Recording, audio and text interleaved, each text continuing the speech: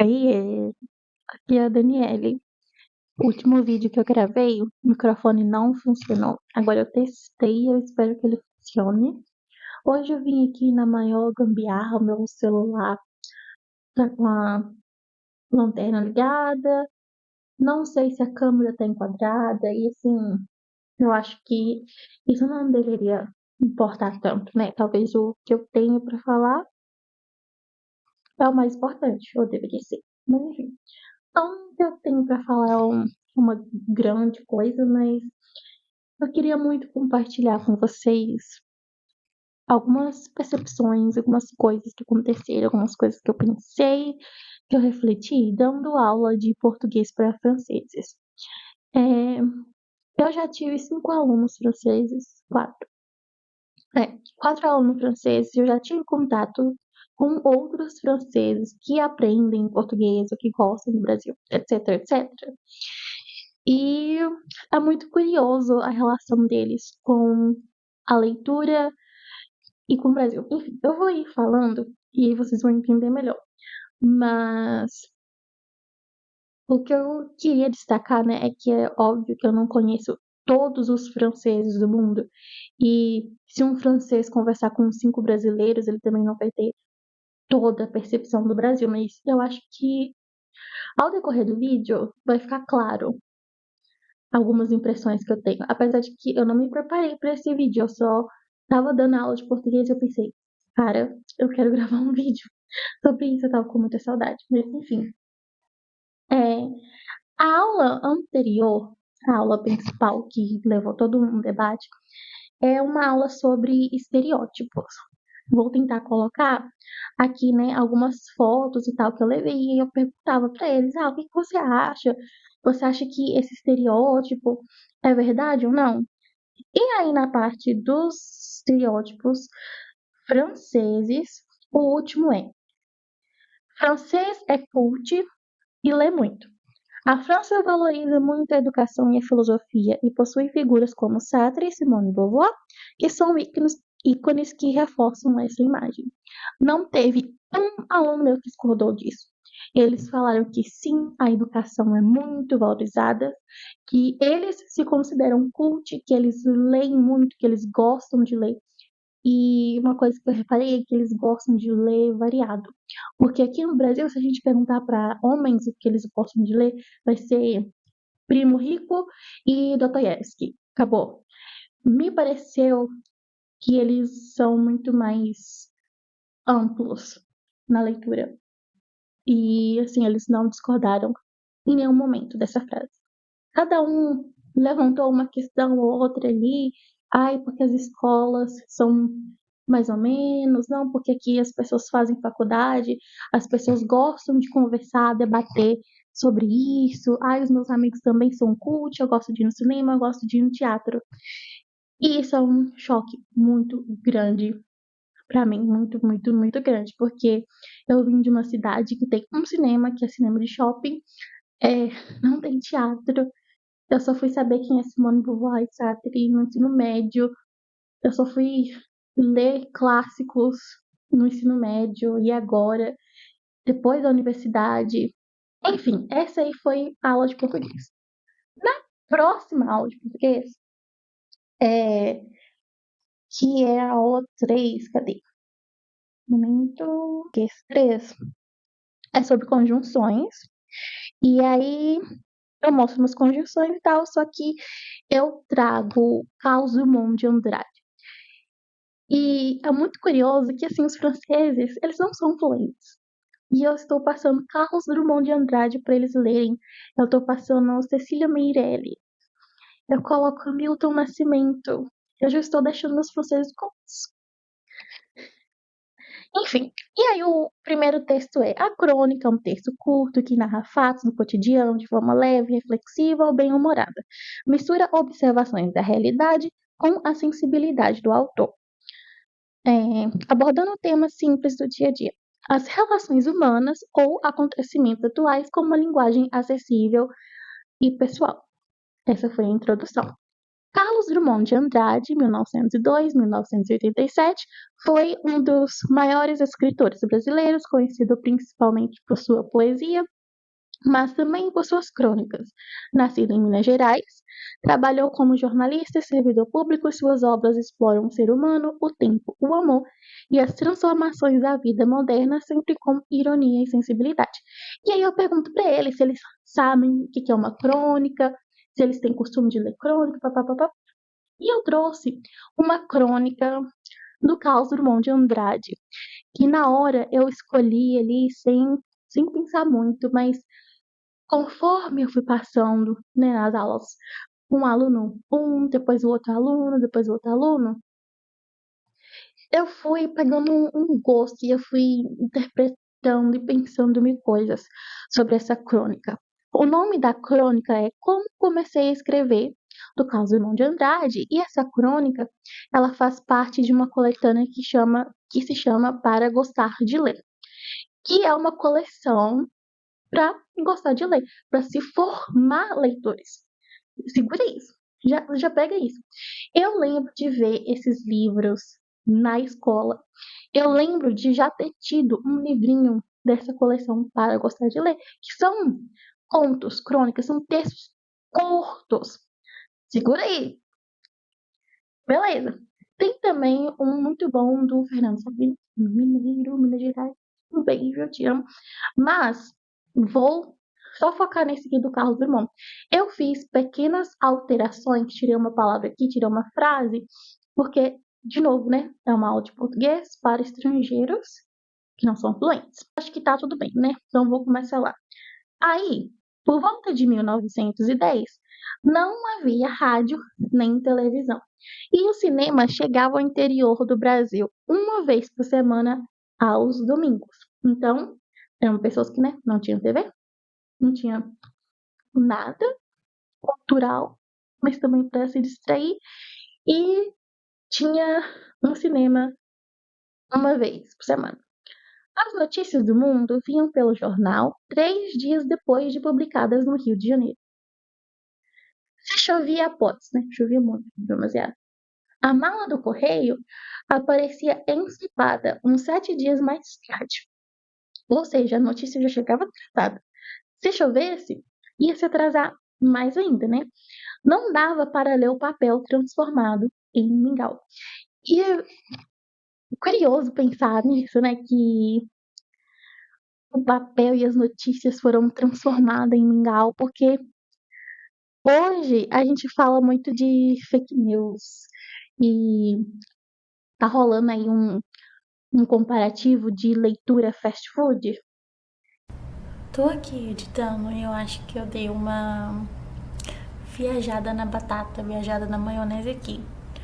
Porém, eu vou deixar de recomendação esse vídeo da Tatiane Leite, que todo vídeo meu eu indico essa mulher pra vocês.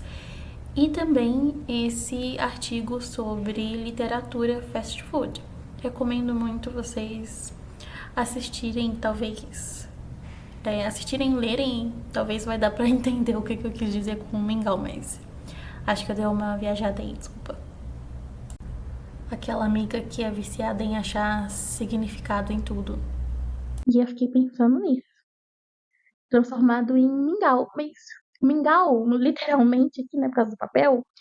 Mas mingau, porque mingau é uma coisa mais fácil de digerir, mais simples, mais relatável. Talvez eu esteja viajando muito. Continuando. Papai era assinante de Gazeta de Notícias, jornal, né? E antes de aprender a ler, eu me sentia fascinado pelas gravuras coloridas do jornal de domingo. Tentava decifrar o mistério das letras ao redor das figuras, e mamãe me ajudava nisso. Quando fui para a escola pública, já tinha a noção vaga de um universo de palavras que era preciso conquistar. Gente, que trem lindo! Nossa Senhora, então, o que ele está falando aqui?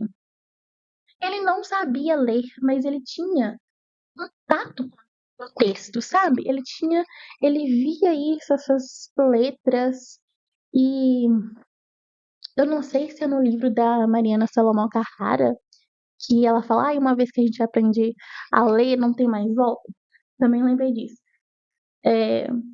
Mas olha só, as gravuras coloridas, imagens, chamaram a atenção dele, despertaram dele, isso nele, né? Ele tinha isso em casa, ele tinha um texto, né? Nem tô falando de livro, ele tinha um texto em casa. Ele tinha contato com isso antes da escola. E ele já chegou ali na escola sabendo que ele precisava conquistar o universo de palavras. Nossa, que trem lindo, juro. Continuando, durante o curso, né, durante a alfabetização, minhas professoras costumavam passar exercícios de redação. Cada um de nós tinha de escrever uma carta, narrar um passeio, coisas assim. Criei gosto por esse dever. Que lindo, gente. Que lindo as atividades que as professoras passavam para ele. Despertou o interesse por escrever. Criei gosto por esse dever. Nossa, que coisa linda. E eu comecei a pensar na minha época de escola, quais contatos que eu tinha na minha época de escola com livro, com escrita. Aí eu lembrei que eu tenho assim no fundo da minha gaveta de tralha, tem uns poeminhas assim que eu escrevi para alguma mostra da escola. Quando eu estava no terceiro aninho, eu fui a narradora de um teatro. Então, assim, lindo, que especial esse contato que a gente tem com a arte, com a literatura, com os livros na escola. Eu queria falar aqui também que eu fui pesquisar e esse texto é muito usado na escola, principalmente ali no quinto, sexto e sétimo ano. E eu lembrei que, às vezes, quando eu vejo as atividades que a minha irmã está fazendo da escola, é muito comum eu ver Carlos Drummond de Andrade, o Veríssimo. Nossa, muitos textos do Veríssimo é usado em os livros, né, de português, literatura, Fernando Sabino. Estou esquecendo aqui, mas vários outros. Então, assim, gente, pensa comigo. Hoje as pessoas gostam muito de falar, não leio clássico, porque é difícil, porque eu não sei, eu não vou entender nada, sendo que a gente cresceu na escola, a gente ficou 12 anos na escola fazendo atividade interpretativa com escritores nacionais. E eu lembro também que eu assisti vários filmes nacionais ou não na escola que também abarca uma visão de mundo. Por exemplo, nossa professora passou Olga pra gente assistir. Vários outros filmes, agora eu não vou lembrar, mas que querendo ou não, contribui para nossa visão de mundo enquanto a gente está crescendo. Mas repara, né, que esse feito não é só da escola, porque ele já falou que antes ele já tinha interesse, porque surgiu em casa. A escola só foi assim, ele já tinha um empurrão, foi só vai mesmo. Muito lindo. Continuando novamente. Daí por diante, as experiências foram se acumulando, sem perceber que estava descobrindo a leitura. Alguns elogios da professora me animavam a continuar.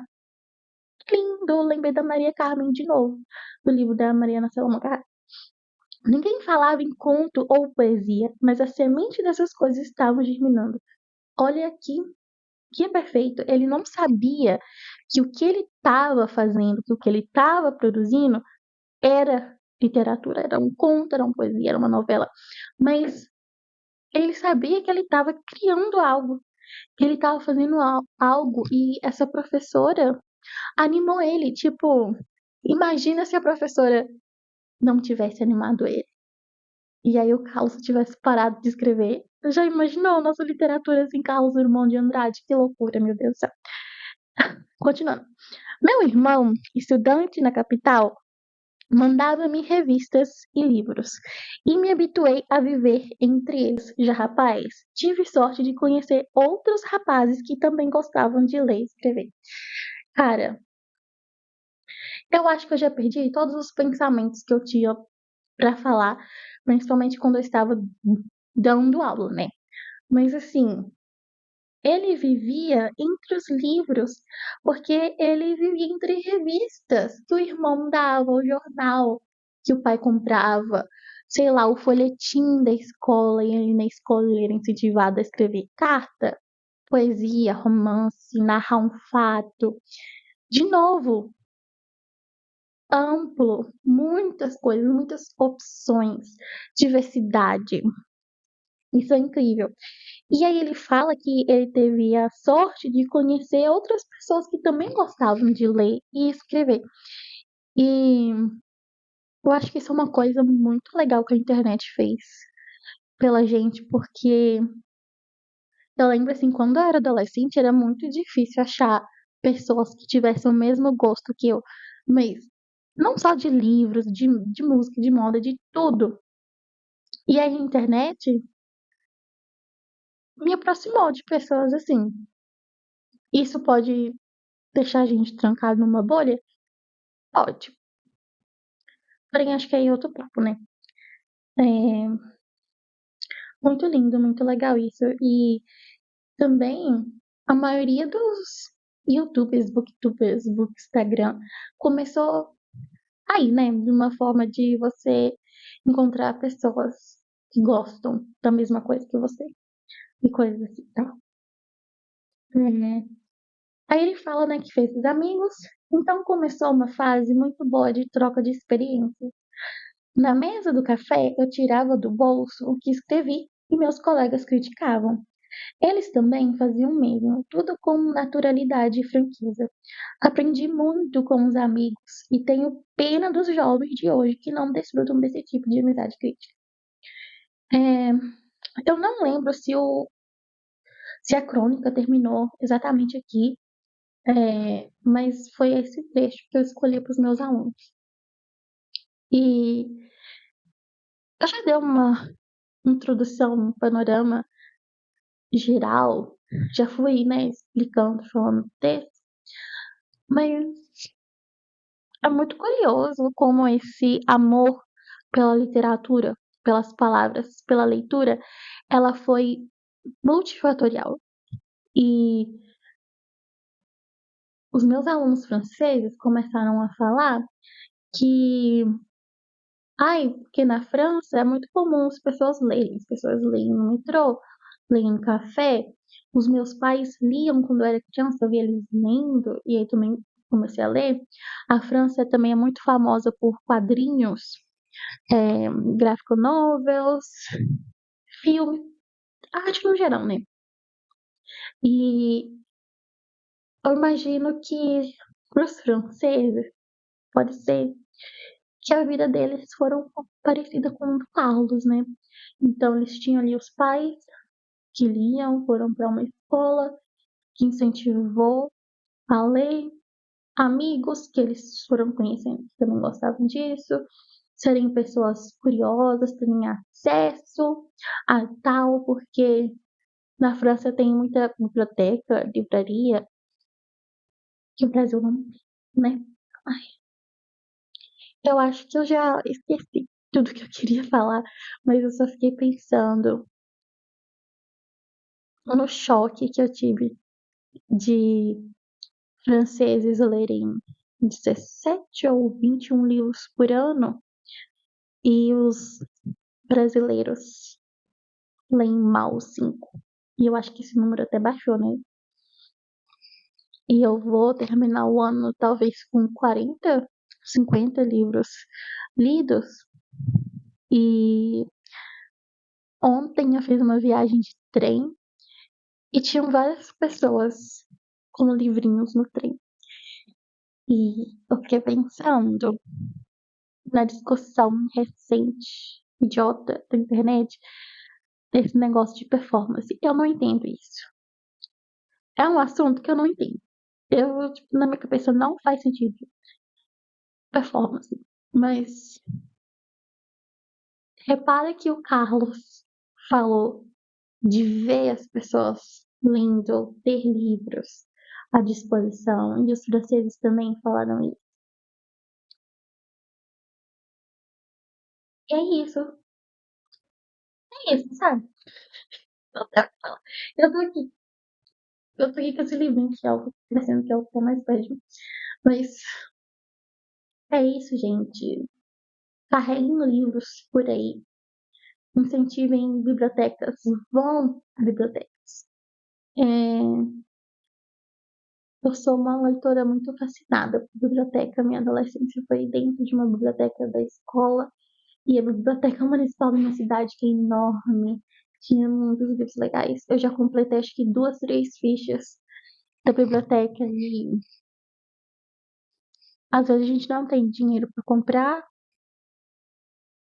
Infelizmente, o livro é muito caro para nossa realidade, muitos fatores. É,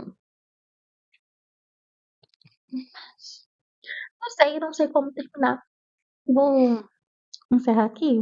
Se na hora que eu estiver editando eu pensar alguma coisa, eu, eu acrescento. Só queria dizer isso.